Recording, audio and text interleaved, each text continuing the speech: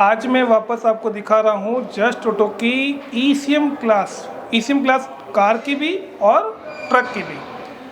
Just auto कैसे बढ़िया तरीके से सिखाता है, क्या फैसिलिटी है, यही लोग क्यों संतुष्ट होकर जा पा रहे हैं, उसका कारण है हम सिस्टमेटिक ढंग से सिखाते हैं, कोई चीज़ मिक्स नहीं करते। ECM के टाइम सिर्फ ECM, कार ECM अलग है और ट्रक ECM अलग है। आपके अंदर जो चीज़ें हैं कि नहीं हम एक में सब सीख लोगे, नहीं हो सकता। कार का ECM बिल्कुल अलग है, ट्रक का ECM बिल्कुल अलग है।